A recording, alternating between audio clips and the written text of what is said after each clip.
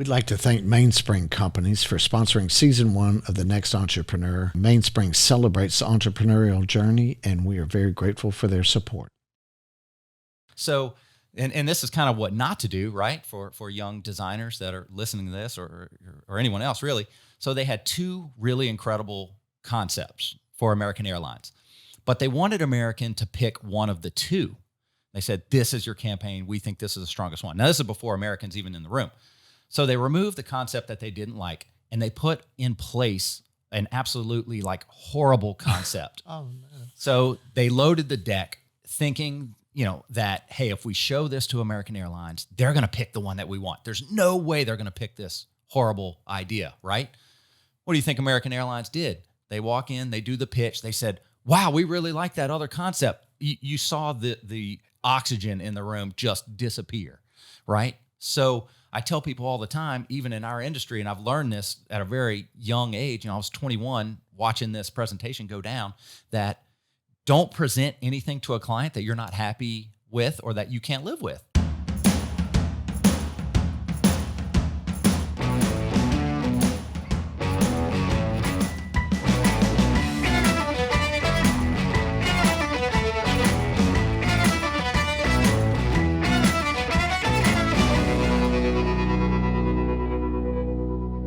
I'm Andrew McClendon, your host of the Next Entrepreneur Podcast. I am here today with our producer, Mr. Daniel Sagona with Propel Productions. Daniel, thank you for the great job that Propel is doing for the Next Entrepreneur Podcast. And our guest today is Mr. Brad BonGiovanni. Brad, welcome to the podcast. Thanks for having me. This is exciting. Yeah. So, Brad, you're president and chief creative officer of Rockit Science boutique advertising agency, 18 years old, national award winning. You do branding, marketing, advertising, public relations. There's a lot going on there. That's right. So tell us to start what all that means. What all does your firm do to help businesses? Yeah. So in our industry, we call ourselves a boutique advertising agency, meaning we're small in scale, only about 10 employees. However, we're highly engaged with our clients. So they come to us for things like brand development, developing their messaging. They may have a new company and want to come up with a name, a logo, new website. And then, how to tie it all together. How, what do we say? How do we position our product or services in the marketplace to make a difference? Do you, does that include social media? Yeah, it does. And kind of how we tackle social media is in the traditional public relations realm or content creation. We tell people all the time that social media is just like any other channel. You may have billboards as a channel, TV. You still have to create that content. So social is even much more engaging, much more fluid. So content creation on that end tends to be even more robust. So a lot of folks think, well, Facebook is free. I can post some things, but they don't realize that it has to tie into your message, your product. Now, there is paid boosting of social posts across a lot of platforms, but the behind-the-scenes content generation is sometimes a beast that folks don't realize is there. So, yeah. Well, I think one of my favorite parts about what you do is, which is important to me personally, is branding. Yeah. And you've helped us a lot with that. But it's kind of interesting when you look at the amount of digital noise that we all have in our lives through social media and all other manners of content. It's overwhelming. Yep. And so then it becomes a question of, okay, so how do you cut through that? How do you get noticed? Right. When we're being inundated. It's, people are getting it on their watches, That's right. and their phones and their computers, and it's everywhere, and you can't get away from it. Yep. But it strikes me that now more than ever, quality content is the only possibility of cutting through that and making a difference. That's right. Look, when we were kids, you would walk down the cereal aisle in the supermarket and you would pick out cereal that looked the most attractive to you, right? So from a very young age, we were all bombarded with advertising. That's exactly what it was, to attract someone to buy your product. So the construct of advertising is still the same, but you mentioned the frequency now. You're just bombarded. So trimming down your message in simplistic forms, people now are used to scrolling. You see them on their phones, cruising Facebook, cruising websites. I mean, at blistering speeds, right? Scroll, scroll, scroll. What they're doing is they're looking for headlines. They're looking for things that spark their interest. So we say it all the time. People skim. So if you can trim your message down, keep it very simple, people are still willing to do a deeper dive, investigate more about your product service, but you have to catch their interest at the beginning. And you don't have to do that. Everybody's chasing this viral unicorn, as I call it. I want to go viral and get, 100 million people to view my video. And that's rare. I mean, it really is. Sure. I mean, you see it, but it's rare. So we only want to engage the right people. So by condensing down what you do in simplistic forms, it's what Ford does. I talk about their message hierarchy. They're built Ford tough all over the world, right? It's simple. And then you get down into things like, hey, it's summer truck month, or we have 0% financing. So that's a messaging hierarchy, meaning they're built Ford tough everywhere. So whatever your message is, let's keep that message, the same everywhere you go. So I wanted to talk about Chick-fil-A. Yep. So, whenever you pass by a Chick-fil-A nowadays, you'll see 2 rows of cars, and dozens of cars. That's right. At the drive-thru, right? Yep. And it almost doesn't matter what time of day, right? And I kind of look at, what drives that. And of course, you have the product, but you also have their marketing. That's right. And I learned that Chick-fil-A has their revenues per store are greater than McDonald's, Starbucks, and Subway combined. Incredible. Which is unbelievable. Yep. And so, of course, they're advertising, they got the cows and the cow, figures on the billboards and eat more chicken. Yeah. It's brilliant, right? It is. And they're in sporting events. They're all over. Right. And certainly their brand recognition, that was done really, really well. But it makes me think that good marketing drives revenues. It does. And so I was kind of thinking of that, so are you going to go into business in which you're trying to create revenues and not use good marketing as one of your tools? Right. I wouldn't go and build a building that I expected to function properly without having a good architect involved. That's right. Right. And so, there's a, marketing of, to state the obvious is beyond the brand recognition or the logo or the identity, but as a tool to drive revenues. And when done properly, it can be, profoundly successful. Yeah. And kind of what we see when it comes to someone like Chick-fil-A, you've got what we call 2 different types of companies. You've got a sales-driven company, and then you have a brand-driven company. Chick-fil-A is a great example of a brand-driven company. They don't have a sales team. They're not knocking on your door. They're not soliciting leads. Hey, buy my product. So they have to lead with the brand, and the brand has since evolved over, a tremendous amount of years. They've got this, what we call brand equity, meaning you could take their logo, drop off, and just see the C, and immediately it's Chick-fil-A, kind of like the Nike swoosh. And you see Starbucks over time, they lose everything, and they don't even say Starbucks. It's just an image of the mermaid, right? So, but Chick-fil-A has a very down-to-earth tone, even though they're very playful with the eat more chicken. Obviously you're talking about eating food, and they just, they've gone through different cycles of publicity, some good, some bad. But in our industry, we always say, hey, no publicity is bad publicity, right? Yeah. Because you may fire up one side of a base versus another or a position, and more people are using your product. But the other thing that they're doing is they have an incredible product, right? So a lot of times folks will come to agencies like myself, and their product may be okay. It's not the best in the category. It's just okay. And so we try to wrap a brand or something around that product that helps elevate it, correct? And sometimes people come to us and they have the best brand in the category. So it makes our job a little bit easier.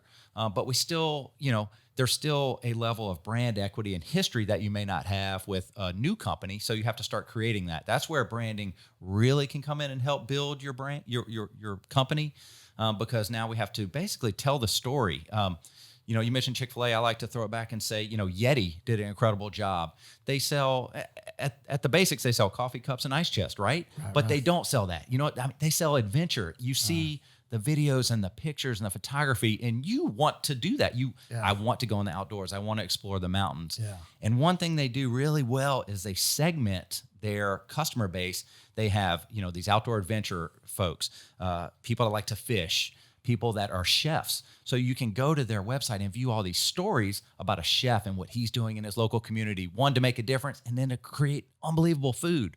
So they're tugging at your heartstrings by what you perceive yourself as doing and then what you want to do.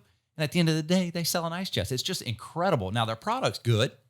I'm sure you can. I haven't done a lot of research on that particular space, but I'm sure there's ice chests that are just as good, but they're not wrapping this brand around it that Yeti has done, and even Chick-fil-A, they're known for incredible customer service, speed through the drive-through. I mean, we say it all the time in our family. Well, I could go to another fast food, but it's just not as fast. Or you see this long Chick-fil-A line, you say, I'm gonna be here forever, and you go through the line and you zip through. Quickly, and you're like, this is just an operational achievement. Yeah. So all of that kind of plays into your brand, and I like to tell people, if your face is your logo, but the way you walk, the way you talk, the way you interact with folks, that's your brand. And a lot of people don't realize that. They think your brand is just the logo. But no, your brand is everything you stand for, what you say, how you say it, how you are engaged in your community. It goes much deeper. So, the word brand in our industry does get thrown out a good bit, a tremendous amount. Right. But, that's our job, to try and show people and educate them on what a brand really is. So look, you have described yourself as an ad man, having an ad man soul. Yeah. Tell us what you mean by that. Well, and that kind of goes back. My grandfather was an artist. He was a sign painter. And that was a graphic designer in the 30s and 40s. They would hand draw billboards. It was incredible. I have all his old tools. I remember as a kid going into New Orleans. They lived in Lakeview. He had a sign painter garage, and just being in awe, seeing all these materials, and he would bend neon and create neon signs. So at a very young age, and I was extremely fortunate that I was exposed to that, and that my parents understood the arts because of my grandfather. And so, when at a very young age, I wanted to be an architect. And this is a great little kind of story here. In high school, we have career day, and they had an architect. And I said, I'm going to go sit with this architect. I want to be an architect. This is great. My parents are like, fantastic. I go and I listen to this architect, and he is just on and on about the architecture world isn't what it used to be. It's extremely tough. You're not going to make any money, on and on and on. I go home and I tell my dad, I don't want to be an architect anymore. He said, what are you talking about? I said, well, they had this architect at career day, and he just was doom and gloom, and I just don't want to be an architect. He goes, hold on. My good friend Jay LaBar is an architect here in Denham Springs. We're going to call him, and I'm going to set you straight. And I said, that's the guy from career day. And to this day, Jay doesn't let me down. He was one of my first clients when I started my agency, and he tells that story to everybody. And that set me on the path to graphic design. Oh, that is hilarious. I know Jay well. That's a great story. And then, just again, my parents, I give so much credit. My dad has since passed, but they recognized in an early age the arts, and I was very ADHD. You can probably tell by the way I talk. It's fast. I mean, the channels are changing in my head constantly. But that inside the advertising industry is exactly what folks look for, because one day you're working on a website, the next day you're working on a brand, the next day something happened with a client and there's crisis communications. You're doing social media. I'm changing paths probably 10 times a day, or streams or more. Yeah, sure. So it helps. Well, it's a fascinating business from the perspective of you're an entrepreneur having your own business, but your business is helping other businesses grow their business through effective marketing, branding, et cetera.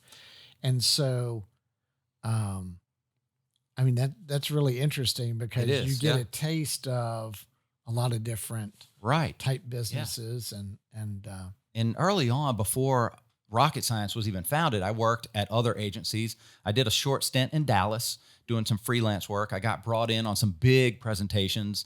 One I can tell you about was an American Airlines pitch. And this was for one of the biggest ad agencies in the country. They had a Dallas office. Friends of mine were running the creative departments. And I was coming in as a small freelance doing some projects here and there. And they said, why don't you come sit in on this pitch and watch us do it for American Airlines? I'm like, yeah, absolutely. That's huge. So, and this is kind of what not to do, right? For young designers that are listening to this or anyone else really. So they had two really incredible concepts for American Airlines, but they wanted American to pick one of the two. They said, this is your campaign. We think this is the strongest one. Now, this is before American's even in the room. So they removed the concept that they didn't like, and they put in place an absolutely like horrible concept. Oh, no. So they loaded the deck thinking, that, hey, if we show this to American Airlines, they're going to pick the one that we want. There's no way they're going to pick this horrible idea, right?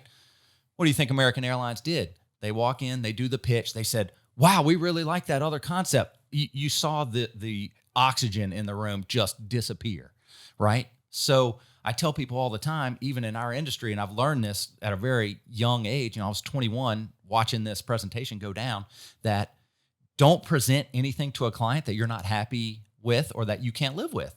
Yeah. Because it took that agency a lot of hard work to kind of make that concept end up working, and it did, but it was not the correct path and a lot of times in our business, creativity is subject to interpretation. So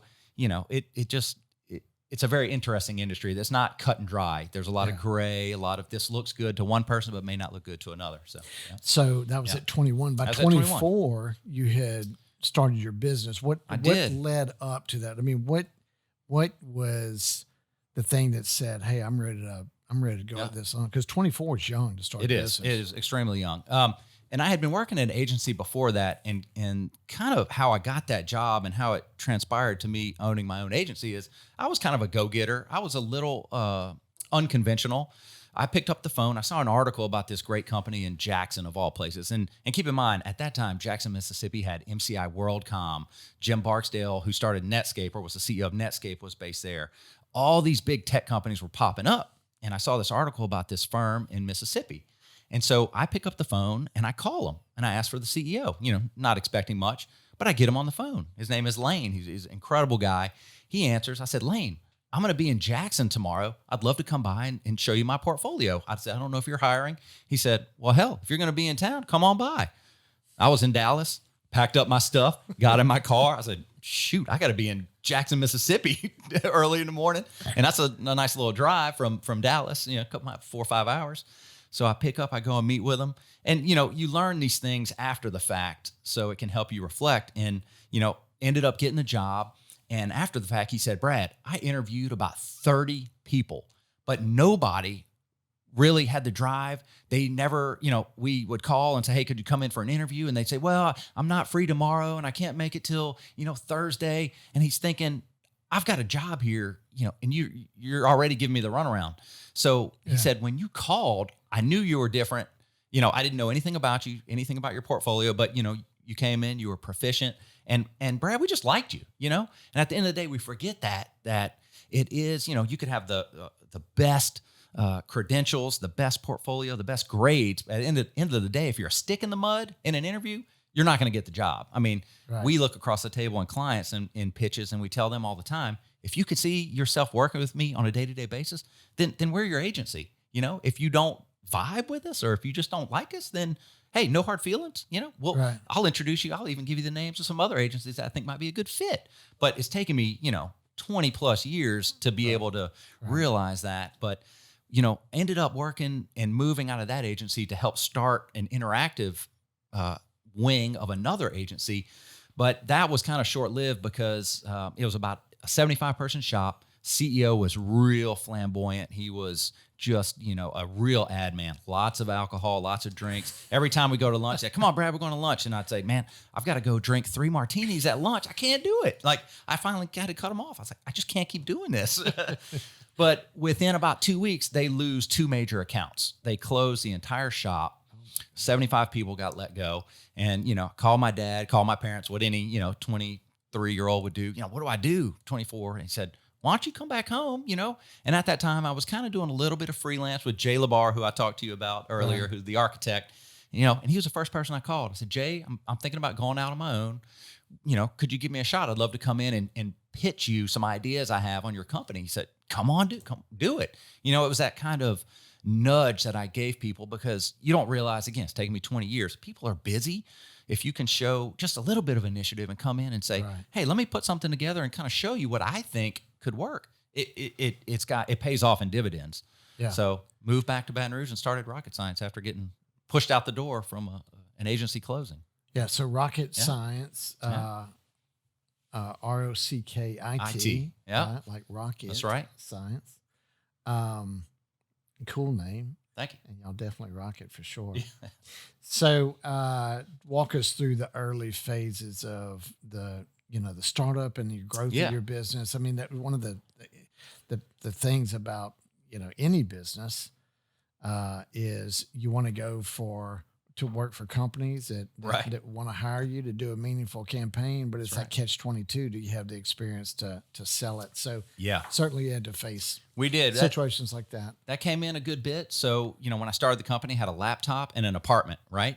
So I'd be talking to clients and they say, oh, great. Can we come by your office and check out? And I'd say, oh, you know what? I'm going to be out. I'd love to meet you at Starbucks. Because I didn't want to come back to my apartment where I live with my sister, right? I mean, but that's how, as an entrepreneur, as you get started, that's just the things that you do, and slowly evolved and met Leanne Weil, who was an incredible ad lady in the business. She was married to Gus Weil, a big political analyst, and, helped on a lot of different aspects of the government, Louisiana politics and stuff, but got with Leanne. She rented me some space in the back of her ad agency, and that kind of how it got started, at $225 a month. And at that time, I'm 24. I'm like, how am I going to afford $225 a month for rent, right? But you just start knocking on doors. So I started with the low-hanging fruit, called the architect. We got early on with a company called Boudreaux's Butt Paste, of all companies, was able to help redesign their bottles and tubes, even helped with their transition into their nationwide push. Because George, he went on Oprah, and after that, it was kind of an explosion of, hey, we want your product. But the backstory there is George had been knocking on doors for 30 years. He was a small-town pharmacist in Covington, did really well, but, people think success happens overnight, right? No, it took George 30 years to develop the formula and get through all that. So he came to us and said, hey, look, we've had success on Oprah. I'm going up to Walmart. I've got to pitch them in person, and I need you to put together the presentation. I'm thinking, all right, let's see what we can do. I told him, I said, no guarantees. So at that time, CD-ROMs were a thing. They're not anymore. So we put together this incredible CD-ROM for Boudreaux's Butt Paste for him to walk in the room, put the CD in, walk through a video presentation, talk about the product, price points, all this good stuff. And then he landed Walmart nationwide. And after that, he landed Target. And another interesting aspect of that was we were looking for a way to get into some smaller retailers as well, like the Winn-Dixies, Dollar Generals of the world. So George came up with the idea. He said, well, look, all these folks run in the NASCAR circuit, the not the main circuit, I forget what they call it, right under the Bush League, whatever it is. He said, I'm going to sponsor a NASCAR. I said, okay, well, good. How much is that? Oh, it's, about 250, 350 grand entry level for the sponsorship. And he said, he told me, he goes, look, I like NASCAR. It's great. But this is my entry into rubbing elbows with the CEO of Dollar General, the CEO of Winn-Dixie, the CEO of all these other shops. He said, those marketing dollars are going to pay 10 times once I'm in their stores. Turns out it was one of the most brilliant kind of marketing strategies that I had seen in my day. So we helped design all the graphics for the NASCAR. He sponsors it. He goes in. The next thing you know, he's rubbing elbows. And obviously the Oprah didn't hurt, sure. But he's able to walk in and they say, wow, Boudreaux's Butt Paste. Wait, why are you in my store? I've seen your product on Oprah. You need to be in Dollar General. You need to be in my Winn-Dixie. And kind of the rest is history, as they say, right? Now, there was a lot that built up to that, but that was one extremely pivotal moment that kind of got us some notoriety as an agency, and then kind of opened the doors to some other things that, George, again, we're in the advertising business, and it's our own fault. We don't advertise for ourselves as much as we probably should. So it's a lot of word of mouth, but generally those word of mouth leads turn out for you. You know, they're warm leads, they're introductory. You've done a good job for one person. So it's a little bit easier than a cold call. What a great story. Okay, let's take a pause there, Brad. Get in a word from our sponsor. We'll be right back. MBD Automation is a proud sponsor for the Next Entrepreneur podcast, and we welcome them to the show. MBD Automation is a mechanical install contractor who installs conveyor systems and automated equipment, VRCs and singulators and sorters and all sorts of equipment that you'll find in e-commerce fulfillment centers, distribution centers, mail processing facilities, airports, and the industrial market, and in the defense industry. MBD Automation works all over the United States and has a list of international clients that they perform work for in the U.S. as well. When you're looking for your next mechanical install contractor, reach out to MBD Automation. They can be found on the internet at mbdautomation.com. And we are back with Brad BonGiovanni, President and Chief Creative Officer of Rockit Science. So you got a big account under your belt, right? A lot of success with that company and growth of revenues. And so take us through what were the next steps? How did things transpire? So I got introduced to a hair care company. You may have heard of it. It's called Paul Mitchell, right? So John Paul DeJoria, really well-known CEO, lots of companies. So I kind of get introduced to some of his team members through a friend of mine who was in that industry. They help do trainings for hair and hair care products. Right. So I put together this package, like these old school black mat boards with artwork glued on there, really, you know, trimmed out nice. And I did a whole deck. I probably sent him about, 15, 11 by 17 black mat boards, wrapped it up, got his office address at the time, which was in California, outside of Los Angeles. And I sent him a little note saying, hey, you don't know me from Adam. My name is Brad. I'm from a small town, Baton Rouge, Louisiana. But I want to do big things. Here's some of my work. I think I could be beneficial. Even if you had a small project, would love to work for Paul Mitchell. Kind of gave him the rundown of how I got to know who he was. About a week went by and I get a phone call. And this is a great example of not being prepared. I get a phone call from his, I guess they call her, she was their creative director, but it was really kind of a catch-all. She was probably the president of all the companies, but in their business, creative director. And she says, Mr. DeJoria got your package. Nice job. And he said he really liked it. He really liked your letter. She says to me, what do you want? And I was just stunned. I was like, what do you mean?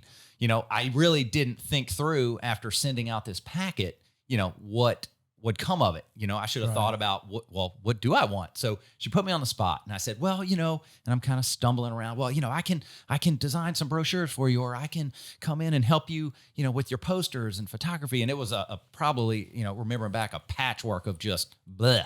I don't know what I want. Right.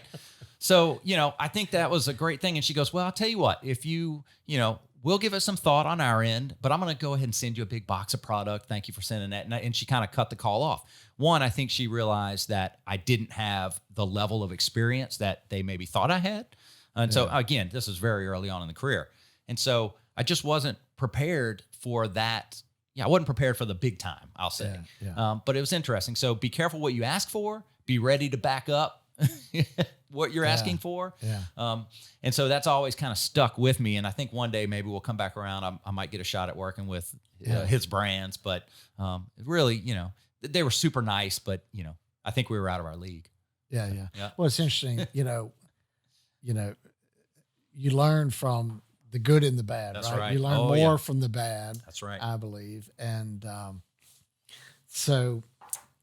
but you obviously continued to land some other accounts and grow your business. Now, at this point, have you hired anyone? Yeah. So I'll skip ahead a little bit. I didn't have a lot of money when I started out, but I met a really great young designer named Josh. And I kind of made him an offer. I said, look, Josh, I don't have a lot to pay you right now, but I can make you a partner. And at the time, I think it was maybe a 70-30 split. I said, I'll bring you on 30% of everything we take in is yours, man. I said, that's my offer. He said, let's do it. So we started the company, him and I, or I'm sorry, we continued the company. Now I had some extra horsepower. And then it kind of quickly ramped up to capturing a couple small projects regionally, locally, being able to hire a couple designers. And then we kind of started to grow and get introduced to other brands and started working with folks like Blue Cross Blue Shield and Luba Workers Comp, people here in the market that do a good bit of advertising. So it was great for us. And they like the small aspect. So at that time, we had a really aggressive pricing strategy. Obviously, we needed the work, as most young folks do. So we came in, did some bang up work, won a few awards, and then started getting introduced. I remember we had an article come out about our agency, and this is maybe a year or two after all this, and it was from a big food conglomerate. They saw our article, and this old timer who had been running this big food conglomerate for forever says, "Come in, I want to meet you. I read the article. I like your position. I like your attitude." Again, it had nothing to do with the work. He wanted to know more about us as people. So we go in, we pitch him. He says, "This is fantastic. I like you. I'm going to give you a shot at some of my products." They ended up being Cajun Injector, Louisiana Hot Sauce, the whole Bruce Foods brand. Wow. And so after Mr. Sy was his name, kind of stepped down and some other folks came to run it, we started doing a big campaign for Louisiana Hot Sauce. And this was right when the Saints were leading up to their big Super Bowl win the first time with Drew Brees. So we said, what if we brought in an athlete? What if we brought in Drew Brees to help with Louisiana Hot Sauce? And we had these really cool ideas. We called it the fresh squeeze Drew Brees. He would do a dance. He would, put hot sauce on stuff. So we built this entire pitch deck, and we get it to Drew Brees. We get it to his agent, right? So the agent calls back and says, okay, Drew loved everything. He wants to meet, and there's some pricing in there to, Drew, super incredible guy, says, look, I'll do this. I'll sponsor the hot sauce. I want all the proceeds to go to my foundation. We're like, wow, that's incredible. Fantastic. We had it settled on a price. Now, this is right as they're entering the playoffs. And so his stock is steadily rising. So we had one price early on. As they started winning games, as we start dragging our feet a little bit, the price starts ticking up. Well, now we're division champs. Now we're this. Now we're that. So we finally, get the chance, go sit down with the agent in person to kind of iron out the deal. And some folks that are no longer with the company, that's why I can kind of walk through this. They're like, look, when we go with the agent, we're going to set the tone. We're going to do all the talking. I want you and your business partner just sit there. Don't say anything. We're going to take it. If they have questions about creative, you kind of come in. So, fantastic. So I didn't prepare. We walk into the meeting. The first thing, we all sit down, we shake hands. Nice to meet you. The company goes, all right, I'm going to turn it over to Rockit Science and then go. And I'm just sitting there stunned. Now I'm sitting in front of Drew Brees' agent having to go the pitch. But, it was like clockwork. This has happened to me before. It happened to me with the Paul Mitchell. So I already knew what I wanted. So I come in, we lay it out, but I was a little kind of caught off guard, from the prep. We did a lot of prep before and we're told, just sit there and be quiet. I guess they got cold feet. They got nervous. All right, take it. It's all yours. So, and that's typical in the advertising business. A lot of us have arts background, theater, ad lib speaking, those types of classes. So, we're quick on our feet. I was able to jump in, do the pitch. It didn't work out in the end. They ended up getting to the right before the Super Bowl semifinals. Price went up. They said, "Look, Saints are going to win the Super Bowl. Do you want to do it?" And the client got cold feet at the time. And in retrospect, it would have been the greatest thing Louisiana Hot Sauce ever did. But that's okay, So that's a.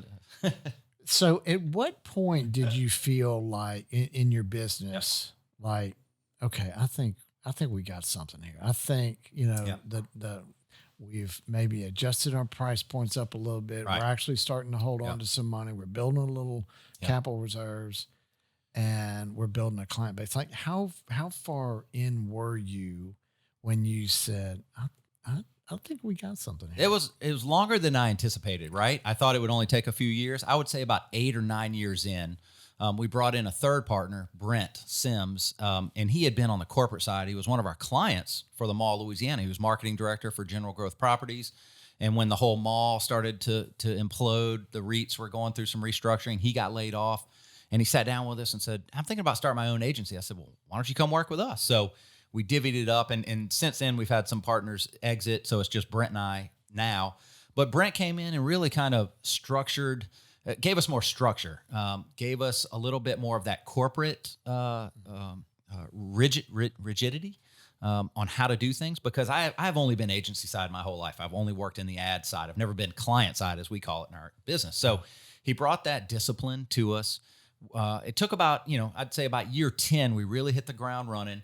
We started getting introduced, like brands would come to us and say, hey, we heard about your anti-drug campaign, which we got an Emmy nomination for, or we heard about your Click It or Ticket campaign. We liked it. So we knew then that we were doing something right. But in the ad business, you have to be winning work all the time. It's tremendously exhausting, but there's high highs and low lows. That's just the I'm sure everybody, you peel back the onion, you talk to other people in other industries, and you realize it's very similar. But so it's interesting when you look at building a boutique ad agency like yours. One of the things I've read is that you have to hire yourself. Right. Right. In other words, build your brand. Yeah. Right. Right. And it looks like you've done that pretty well here, at least recently. Yeah. And your website has got some of those campaigns you just mentioned and many others. Mm-hmm. And over the years, you've bagged some big accounts and have grown quite a business. So you are 18 years in, right? now? We are 18 years in. Which again, I feel like I'm just getting started. I tell people all the time when I walk into a room and if I think I have it licked, then I've already lost, because I learned so many different things from travels, and we do some work with some Navy contractors, and that's always interesting. We're in DC, and just understanding that whole landscape. We're brought in to do design work. But one of the last meetings when I'm sitting down with them, they said, well, Brad, do you know why we chose you? I'm like, well, no, why? He goes, again, you peel back that onion. They said, well, we had the Army, who has their own graphic design department, work on a logo for us for the Navy. It took them 4 years. I said, excuse me? They said, well, welcome to bureaucracy, right? They said, you do it faster, you do it cheaper, and you do it better, quite frankly. I said, well, yeah, 4 years. I'll be done in just a couple of weeks. We'll get through this, right? But we're being put in positions. If I'm not pushing ourselves, if I don't find myself in uncomfortable positions, I don't think we're doing as good of a job. Yeah. One of the biggest independent agencies in the country, called Wyden & Kennedy, who they got their acclaim by working with Nike. They were the first agency to tie an athlete with a product. It was Michael Jordan and his shoe. The rest is history. Now, athletic sponsorships or what do you call it? Endorsements are so big, but their motto is fail harder. And I got to go meet Dan Wyden. I got to tour his office in Portland, Oregon, because we go out west a good bit, and just an incredible guy. And it's funny, you say, somebody asked him, what do you attribute all your success to? He says, well, I was friends with Phil Knight at Nike. He goes, if I didn't have that, I wouldn't have anything. We're like, well, thank you for being honest, But again, that was the opportunity, and he delivered on it. He took a big risk. Nobody had ever grabbed an athlete and put it with a shoe. It could have failed miserably, but his motto is fail harder. So if, we find ourselves failing at some things, which is okay, but because if I wasn't failing at anything, and if every proposal that came across my desk, everybody said yes to, I'd probably go out of business, because I literally could not service them to the level that we do, right? You have to, at some point, cut it off, do what you're great at. You can't just take all the business. Again, this is 20 years of experience talking here. Early on, I'm taking and grabbing anything we can, and you realize that you're doing an okay job, you're doing a good job, but you're not doing an incredible job, which is kind of where we're at now. So people come to us, and they really want you to do an incredible job. Yeah, well, you can work hard, right? But you have to have that creative power to back it up. But, right. Hearing your aggressiveness in developing business, it reminds me when I started, I was saying frequently, we're young and we're aggressive. Yep. And what I realized when I was still your age, I was still saying, yeah. And I can see why, because you You possess that Yeah. aggressiveness still, which is good.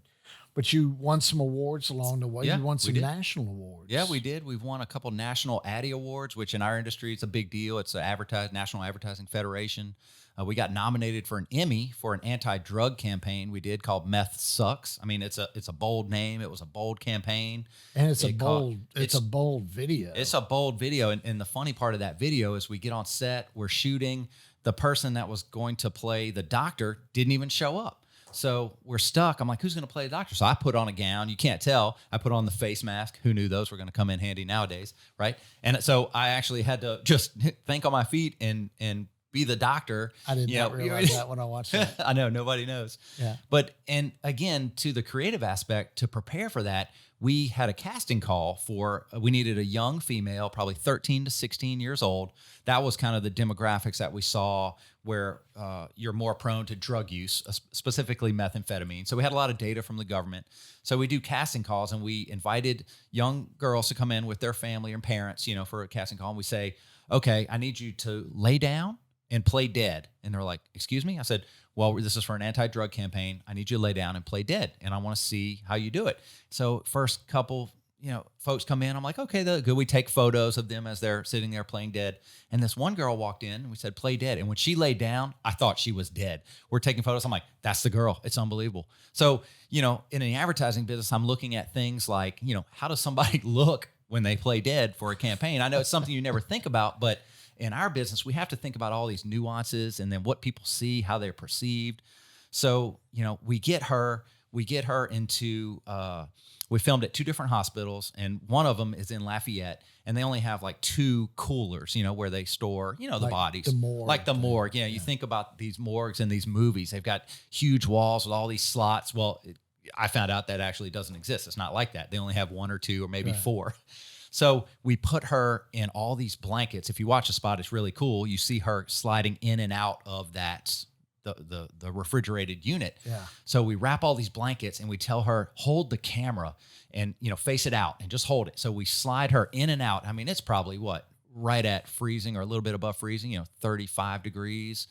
And so, I mean, we probably pushed her in and out of that for 100 times with the camera just to get the right shot. So in our business, there's a lot of trying to get things perfect. There's a lot of repeat, a lot of what I call copy paste. We're always using one asset to another asset, or copying and reusing content. So a little bit behind the scenes on things that happened during. That's a bold piece, man. Yeah, And yeah. it caught me Yeah. off guard a bit. But of course that was the intent. That's the intent. Right. But particularly for that young demographic, that it was designed to. Yeah. Okay. Let's take another short break, Brad, and we will get in a word from our sponsor and be right back. Modus is a proud sponsor for the Next Entrepreneur podcast, and we welcome them to the show. Modus is a national facility services company performing work for Fortune 500 companies all over the United States. So who is Modus and what do they do? These guys do the non-mechanical installations inside big distribution and fulfillment centers. So the way they like to say it is they take it from the conveyor to the dock door. What does that mean? It means they're building the pick stations. They're doing all the cabling for all of the electronic equipment. They're putting in bollards and barricades and signage and tape on the floor. And these are in huge facilities. They work in really tight time frames. They've never missed a schedule. So if you need help with your facility services in your distribution facilities, reach out to Modus. Modus can be found at modusmoves.com. And we are back with Brad BonGiovanni, President and Chief Creative Officer. I love that title, with Rockit Science. So let's change subject here a little bit. Talk about your family. You mentioned yourself being a 3rd-generation artist and inventor, and you talked about your grandfather. Yeah. Your dad was an inventor type He was. guy, right? Yeah, he was. So my dad had been in the flooring industry his whole life. He started out as an installer. He went to the National Guard, went through OCS. He was an officer, and then decided, I don't want to stretch the military career to to its limits. So got out of the military and started installing floors in New Orleans, early age. Then as he started to grow, he started his own carpet company, and he had several different carpet companies, then started to rep different lines of carpets and got up to some of the biggest carpet and rug manufacturers in the world. So he's selling carpet. He's selling carpets and rugs, commercial. And installation. Yeah. Yep. So he gets to travel the world. He goes to New Zealand, China, Belgium, and all the rug trade, the carpet trade, Turkey, and really loves what he does, right? So, and he's taught me everything he knows. He was just a down-to-earth, he passed away about 2 years ago. In his funeral, there was lines out the door. The church said, we have never seen that many people show up at a funeral. So if that tells you anything about what kind of person he was, just incredible. I wish half the amount of people would show up to my funeral, right? But just a great guy, and taught me just kind of the basics of sales, but not from an aggressive sales standpoint, from just a, be yourself kind of a thing. And I hate when people say, work hard, be yourself. But I've got some examples of that, because one story he told me his whole life, he was in a pitch. They got him and this manufacturer, this old-time manufacturer from California, got to do a pitch for John Marriott, for Marriott Hotels, nationwide. Wow. So they're in the pitch. The old-timer kind of stands up in front of John Marriott, says, well, John, thank you for inviting me. John says, well, we really like your line. We like your colors. But, I have a problem. And the guy said, well, what's the problem? John says, well, I don't like your prices. So my dad and the old timer stands up and says, well, Mr. Marriott, all of my travels all over the world, I always make it a point to stay at your hotels. I love your hotel. I love how clean it is. I love your amenities. And I love your story just as an American business person and what you've done. He said, but quite frankly, your prices are too high, Mr. Marriott. My dad said he was just like floored. Mr. Marriott gets up from the table, walks around to them, sticks his hand out and says, congratulations, you got the bid, and wow. This is something that, my dad's like, this made the carpet manufacturer. My dad was just a sales rep. So, right. He made a good bit of money on the commissions, but, and he tells me that story all the time to not to be that bold, but, to put things on the line, and if it doesn't work out, it doesn't work out. If somebody doesn't want to work with you, why would you want to work with them? Right. Well, oftentimes we find ourselves in business trying to force a round, circle into a square hole. It's just not going to work, or, vice versa. Sorry about that. But so that's a lesson that I've always learned. Like, don't try to force it. If it's forced and if it doesn't feel good, then it's not going to work. So I think we as a society maybe are abandoning our gut, but in the creative community, it's, I'd say 90% gut, it's, how does this look? How does it make you feel? If it makes you feel good when you look at a logo or you look at your brand and what we're producing, then it's good, right? Yep. We work with all these folks on the West Coast and scientists and other programs for different states and DEQ, and they can never tell me if they like something. It's comical, and I started going into the meetings and we do our pitch and we show them the creative. And they're like, well, the data shows us that X, Y, Z and audiences like this over that. And I agree. You need the data, right? That helps quantify what you're doing. But at the end of the day, I asked them, I said, does this make you feel good when you see it? And they're like, well, they kind of beat around the bush. I said, does this make you feel good? Well, yeah. I said, well, then let's go with it. At the end of the day, we're human. So Dad taught me about how to just make things feel good and not to I bet you overplay your hand. I bet you told that Marriott story all the time, 1,000 times. Yep. That is how often do you get that chance to pitch at that level? Right. But he was an inventor, and so he ended up inventing products. So he invented a product. Yeah, he invented his own carpet line, which I would help draw different patterns and things, and he would have them made in Belgium, which is really neat. And then over the years, dealing with his the rugs, we'd always notice that the rugs always curl up, and it doesn't matter. Some folks would say, oh, only cheap rugs do that, but it didn't matter. Even hand-woven, expensive, one-of-a-kind rugs start to curl over time, just the way the fabrics pull. Right. So he invented a product called Curl Stop. It's really, we have some here. It's a small boomerang-looking device that has adhesive on the back, and what you do is you just kind of reverse roll the corner, you stick that on it, and then it holds the corner down. Really simple in nature. Sticks to the floor and then sticks to the carpet. Yeah, and holds it in place. And it actually doesn't stick to the floor. We have this version you have here just sticks to the rug. Okay, so it provides rigidity on the corner. Right. So How far along, you mentioned your father passed away Yeah. 2 years ago. How far along was he with that product? So he was in the market. We were online with Amazon, selling exclusively on Amazon. Now, we do sell to different dealers. So throughout his tenure and 30 plus years in the flooring, he's gotten to know a lot of folks, a lot of retail rug stores and carpet stores. So he would go out on his sales calls and introduce the product to them. So we sell direct to a variety of folks like Nebraska Furniture Mart. They have some places in Dallas, Houston.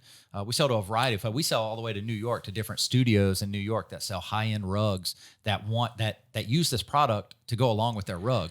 So you're running that endeavor? I'm trying to. Yeah. With everything else we have going on, Yeah, right? yeah. I'm kind of at a point now where this was self-funded, so we're not capitalized at all. It's something we may look into. We're working on the patent. There's some, I have patents myself and have been through that process, which can be interesting to say the least. It takes a lot of time, a lot of energy, a lot of money. We don't have patents on this yet. We were kind of hoping to get that before we launch it out broader because it gives you a little bit more protection. Yeah, protection, some equity. But now we're thinking there's a lot of copycat products out there. So we were first to the market. Again, this is something you may encounter as an entrepreneur. It would drive my dad insane. We launched the product. We're doing, $10, $15, $20,000 a month just in Amazon and online sales. And within about 3 to 4 months, one competitor pops up, a knockoff product. Here's a second competitor, knockoff product. Cheaper. Totally not. I mean, this one's engineered with the way the plastic and the curve and the adhesive. Again, my dad's got the industry knowledge that these other folks didn't. Now, that doesn't stop them from producing a product. So we find ourselves in a sea of competition, not being able to put that competition aside or get things removed. Just again, we've sat down with different patent attorneys, and sure, we could start fighting. It's a tremendous amount of money and effort. But you've been through that patent process with other products that you've tried to bring with market, all outside of your boutique advertising firm. And tell us about your experience with that EnviroGuard. Yeah. So about the same time I started Rockit Science, I had another company that I started called EnviroGuard. And that was with another partner named Sean, who was an environmental engineer. And he came to me one day with this small round device. He said, look, I work with these water wells all day, and people go in there and they vandalize them or they're sucking water. He goes, I came up with this locking device that could fit on the water well to keep, pests out, to keep people out. What do you think? And light bulbs are going off in my head. This is right after 9/11 pre 9/11, then 9/11 happened. I'm like, Sean, there's some other aspects of this product, mainly fuel storage. I said, at a gas station. Right. So we had been seeing stories of people stealing fuel left and right all over the country. I said, well, heck, we could take this product and retrofit it to these fuel lids. And he said, that's a great idea. I said, with not much modification. So just when you pull in a gas station, right, and you drive over all those lids. That's right. And those are the fuel fill stations where the truck dumps all their fuel. Right, yeah? right. So prior to, I'm not even sure now, but anyone could go and open those correct. things up, right? But, so it was a locking mechanism for that fuel fill. That's correct. Or water well fill. And so we see something come across our desk. Again, having my dealings with folks in DC and with the Navy, run it up the chain. They come back, they say, well, look, Homeland Security just put out this, they call it an ORD, like Operational Readiness Document. And they're saying that our fuel, these underground fuel tanks pose basically a threat to potential terrorists. We're like, wow, we just happen to have the product that can help with that. Wow. So we run it up the chain. We get a few senators to help us write some letters. We kick it all the way up to Secretary Napolitano at the time. Her office comes back and through an intermediary says, we love the idea. We think it's great. Unfortunately, the United States government is not in a position to, retroactively go out and secure all these gas stations. It's just not, they say we need to leave it up to the private sector to do that. So we're kind of back at the starting ground. We've got all this equity from them, from lawmakers that, hey, they want this done, but then we're still stuck. Well, we start specifying a locking system, and the manufacturer that we chose for this locking system is one of the biggest in the world.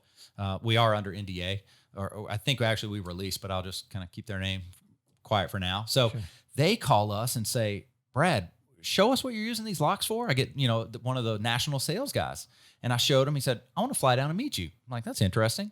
So he flies down, we meet. He says, well, I need to show some other people. I'm gonna get back in touch with you. We get a call a few weeks later. He's like, hey, a bunch of us are going to fly down to New Orleans. Could you do dinner with us? And I'm telling Sean, I was like, I know what they're coming for. He's like, what? I said, they want to get in on this product. He said, no, they're trying to sell you a bunch of locks. I said, no, let's go meet them. So they have a national sales guy, the president of the United States office, someone from another country who runs their foreign country where they started, come in, they meet, they say, we think this is a great idea. We want to get you under a licensing agreement. We're like, absolutely. So we have the 2 patents. They said, and they kind of put us on the spot. Well, what do you want for it? Again, I've been put on the spot many times. Right. So I'm smart enough to say, well, we've given it a lot of thought.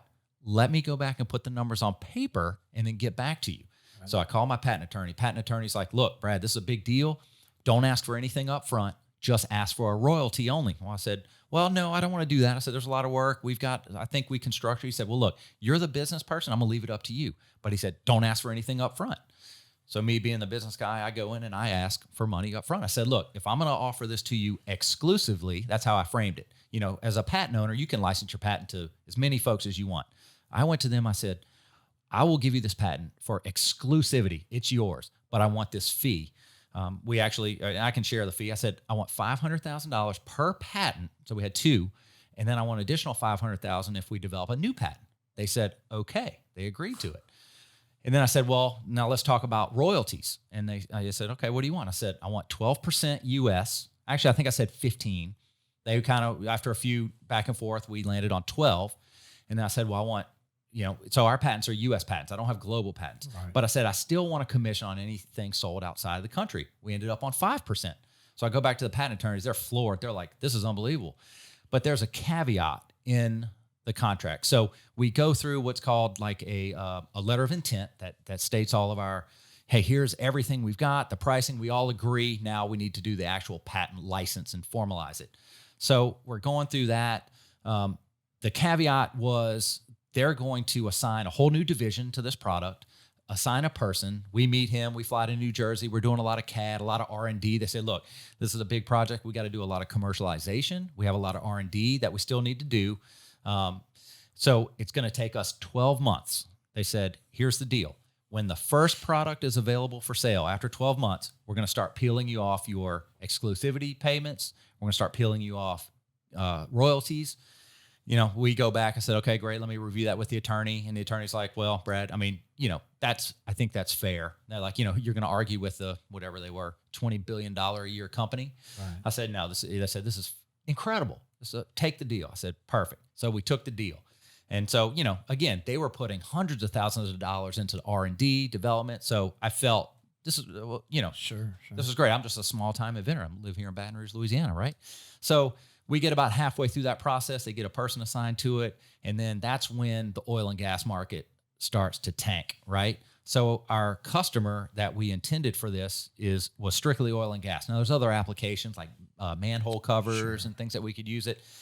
But they had already done a lot of legwork with their oil and gas clients. They were queuing everybody up. They were, testing the waters. They had done their homework. They were ready to, hey, we got whoever, Exxon's going to buy these Shell, it was all lined up. But after that market crash, I get a phone call and I'm watching it and I get the call and they say, look, Brad, we have to pull the plug on this product. Everybody that we had lined up, we're calling them, we're talking to them. They don't have a mechanism to put these in place. They don't want to spend the money. It's unfortunate, but it's out of our hands. And, it's one of those things where I try not to lose sleep over it because, I look back and I see it as a huge success. I negotiated with a huge company when I had really I had some leverage because I had a really unique product. I had the patents, but at the end of the day, I can't control the market condition. Yeah. And since that drop, this was in when was that big drop? It was 2015, 2016, right? 2015. Yeah. And so, they released us from the patent, didn't make a penny. I say I'm the only person in the world to structure a multi-million-dollar deal and not make anything from it. So top that, So, Well, Brad, you got some great stories. I did want to wrap up. Go ahead. I know we could talk for a long time as we have over the years, but you do have some great stories. I was curious about your vision for the future of rocket science. You're a young guy. Yeah. But, a lot of times when you read about these big advertising firms, and they're massive. Yep. 10, 15, 19, $20 billion revenue cups. Yep. But my point is they grow. Right. And they acquire. And so, and being the young guy that you are, do you look at acquisitions or mergers as anything that within your advertising industry is anything that you would consider for growth? That comes up a good bit. That is one strategy that we not that we shied away from it. We just haven't implemented. So growth through acquisition, that's a possibility. I probably couldn't do that on my own. I would need some capital to help or another partner to come in. I know there's different ways to structure it, but right now we are targeting, I'm trying to reach a 20% increase in growth for the next 12 months. So we kind of have these targets. We have specific industries that we like to try to target. So we were kind of light on healthcare many years ago, and we said we need some more healthcare clients. There's a lot of business; they spend a lot of money in marketing. So we were actively marketing and talking to different healthcare providers and insurance and getting in that, and we did it. So every time we target an industry and go after them, we win work. So we over the past 12 months, so it's been interesting because we had been in what I call we weren't in growth mode, we were in build mode, meaning we won a bunch of work. Now we had to do all the work, right? And we're only limited. There's only 10 of us. So we have to be somewhat selective, like I mentioned before. So now we're facing ourselves where we're coming out a lot of this work. Some contracts are either expiring or renewing, but we have an opportunity to grow. So I have a 20% growth target. Now we can do that through just, there's a couple ways I can get not close to that, but we can start trimming back on how we do things internally. So we want to streamline what we're doing, but we also still need to win work. And with COVID, it's difficult because we've won some of our best work simply by getting a call and I get on a flight and I fly out to Portland or Los Angeles or DC. And I can tell you it never fails. One of the biggest jobs we won out in Oregon, I fly back and I'm talking to them and I said, well, why'd you select us? And he said, you want to know why we selected you? He said, we called 5 firms. We told them that, y'all were all in the running. You were the only one that bought a plane ticket and came to meet us in person. I said, are you serious? They said, no, everybody else just wanted to do webinars. They wanted to do what was easy. Yeah. So it is a risk though. It's about, few $800 to fly out West now, coach, hotels. I mean, it's probably a $2,500 bill, but it landed, a couple $100,000 worth of work simply by taking a risk. So I'm willing to take risk. It's just, we're trying to be a little bit more calculated than we used to. Look, there's nothing wrong with organic growth. Right. In fact, in fact, if you can do that, and 20% is a it's nice, a big number for us. Number to grow annually. But that is perfect. Yeah. Man.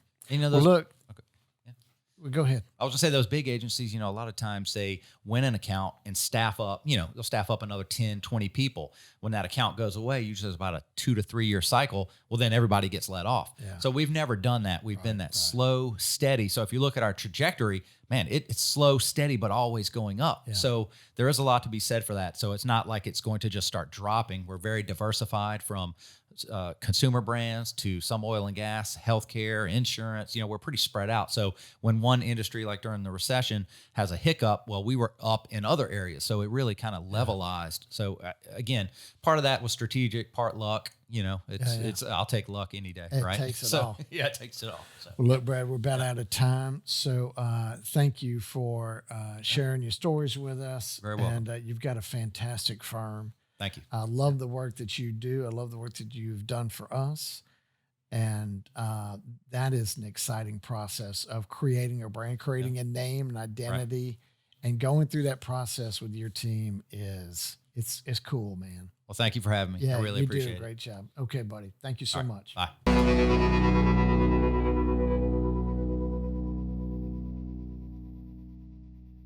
Brad is a high energy guy who has created a phenomenal advertising Agency. He and I have shared many, many stories over the years, and he has got some wonderful stories of success. What I loved about today is he shared a few that didn't turn out so well from him. I think he's smart enough to know that those are the ones that he's maybe learned the most from. But I love that he's willing to share those so others can learn from those as well. If you would like to reach out to Brad, you can find him online at rockitscienceagency.com. That's ROCKIT agency.com. We thank you for watching, and we'll see you next time. Thank you for listening to the Next Entrepreneur podcast. We'd like to thank our title sponsor, Mainspring Companies. It can be reached online at mainspringcompanies.com. If you have any questions or comments, you can reach us at ask@nxtentrepreneur.com. You can subscribe to the Next Entrepreneur podcast on Apple Music, Spotify, Stitcher, or iHeartRadio. You can help support our podcasts by leaving a review on Apple Music. You can follow us on Facebook or subscribe to our YouTube channel. Please share this episode with your family and friends. The Next Entrepreneur is produced by Propel Productions. They can be reached at propelyourstory.com. Today's episode was produced by Daniel Sagona.